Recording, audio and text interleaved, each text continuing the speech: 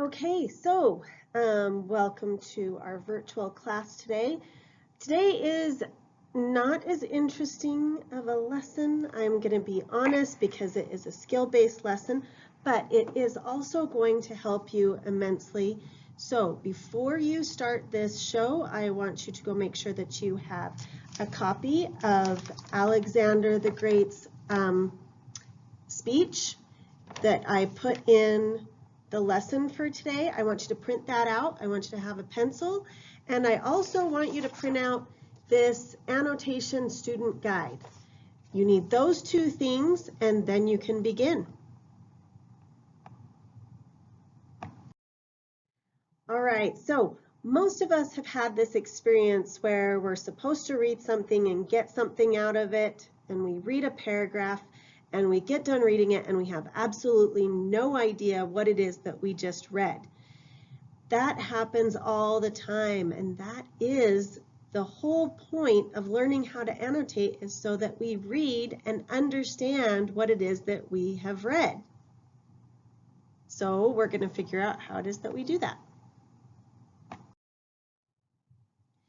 Okay, so if we know why we're learning to annotate, because most of the people that are in my classes, I tell them to annotate, and it is just a lot of underlining, and we're still mindlessly reading. So the whole point is that after we learn to annotate, we're going to not only remember what it is that we read, but we're going to understand it, and we're going to connect things together. So it's all about that connection. Okay, so what is annotating? Annotating is the act of making a note in any form while we're reading. So we are going to practice this. What annotating is not, and this is where I think students make their biggest mistakes in annotating, is that annotating is not just highlighting without any purpose anything that we think might possibly be something, but we just want to show the teacher that we're annotating, so we start highlighting. It's also not underlining things randomly or highlighting the majority of the text. I've had papers turned into me where it's really colorful, and we've got pink highlighting and purple highlighting and yellow highlighting. And when they hand it in, it's basically the entire thing is highlighted in rainbow colors. It's also not drawing symbols without writing any notes. So why, we always want to ask the question why. I always tell you guys that. And so you need to do the same thing with this. Why do we need to learn annotation? Okay, so most of the time when we are reading, we're really just skimming, okay? And when we skim, the hard part about that is it really doesn't help us understand what it is that we're reading. So when we annotate a text, we have to slow down. We can't just really quickly read and skim. We need to slow down so that we don't miss important details. And that means that we're actively reading. We're not just looking for certain buzzwords. We're actively reading, and we're digging in deep to the text. So when we learn how to annotate well, it actually makes us not just better readers, but it helps us be better writers. And it helps us to make like a deeper connection. We have to use our prior knowledge, and we don't just mindlessly go through our text. So what are you going to need? You are going to need a pencil. So hopefully you already have your pencil. You have your printed out Alexander the Great speech. You can have colored pencils. You can have highlighters. And you can have this annotation guide. So the annotation guide that hopefully you printed out has these things that are on this slide. And it shows that you can, what we're going to learn today is, or what we're going to use today is, we're going to be circling things, maybe underlining some other things. When we use a circle, we're going to specifically use it for powerful words and phrases. We're going to underline things that we don't understand. And we're going to try to use context clues in the text to help us write a definition if we don't understand something. You don't ever want to leave, if you underline something or you put a question mark, you don't want to just leave that. You want to find the answer first before you move on. I think we use the question mark for things that surprise us. And we're going to be drawing arrows so that we can be making those connections. So let's see how we're going to use this.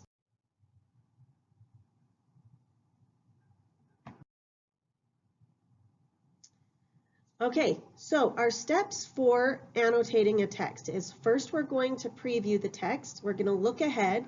We're going to skim it briefly, just reading the headlines or the subheadlines or pictures, or we're just going to take it in as a whole. We're going to preview it.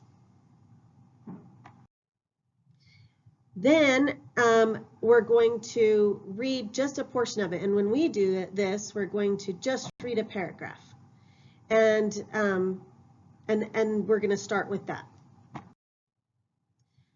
The third step to annotating is we're going to go over what we read, and we're going to use the annotation guide, and we're going to make some notes on it. And we're going to do this, when we do it, we're going to do it with this first paragraph that we have. We're going to read it, then we're going to go back, and we're going to reread, and we're going to annotate.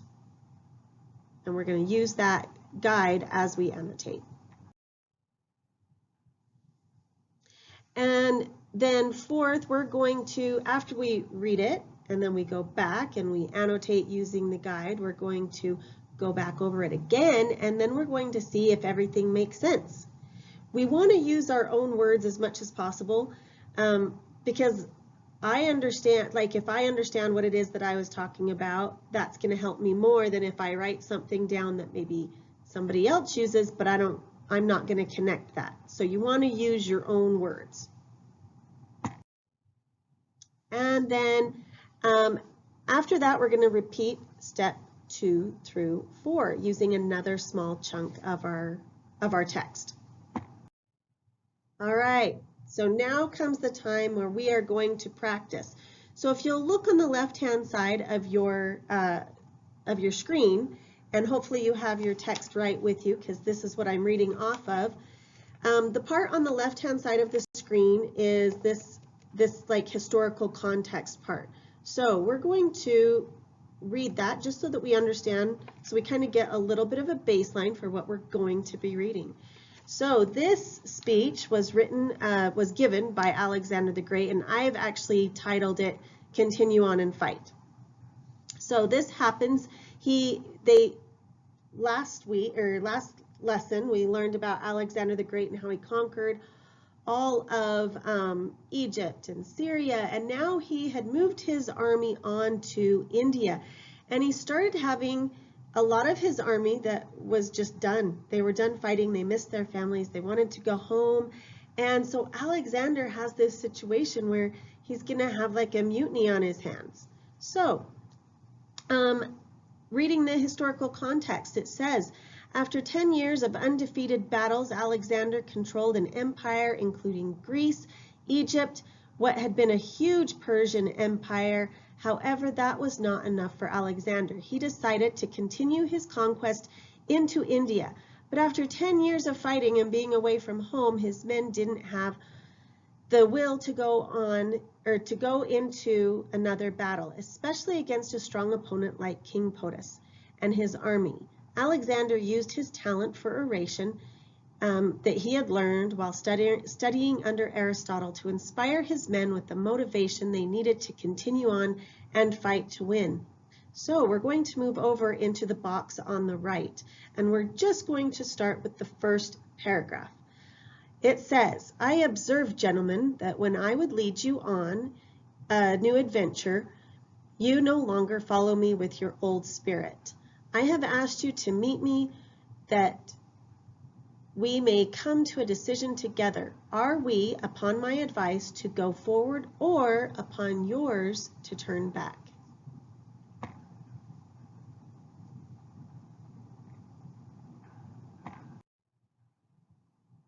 Okay, so we read and we previewed that first paragraph. That's all I want you to worry about. We previewed it.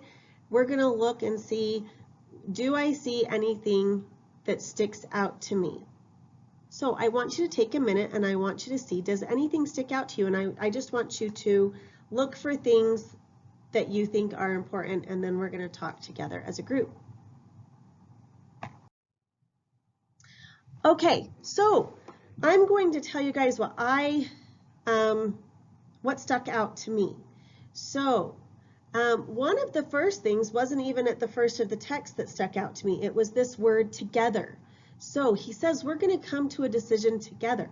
I found that interesting because he's a king.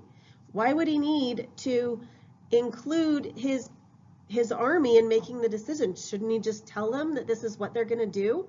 Suck it up and we're going to go and fight. But that shows that where he's from, right? He's from Greece.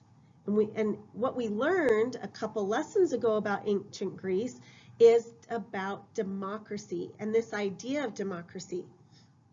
So I circled the word together and I drew a line up to the top where I had some room to write, and I just wrote down a little note to myself that this showed the importance of democratic ideas. So he believes in democracy, right? Remember, his teacher was Aristotle. So this idea of democracy and this different way of ruling was important to him. So when I went back and I looked at it again, I ended up highlighting, you no longer follow me with your old spirit. So he's basically calling out, in my idea, I was like, well, he's calling out his own army. He's kind of challenging their honor, right? He's challenging them and he's saying, you're not following me anymore like you used to. You used to be these courageous people. Now you're kind of whiny. So let's talk together and come to a decision together. All right, so in step 4, we check to see if our annotations make sense. So I'm going to go back over it and I'm going to say, okay, do I understand what it is that I'm talking about? So my little note, you might want to make a different note. I liked my note about democracy because I remember learning about it a couple lessons ago.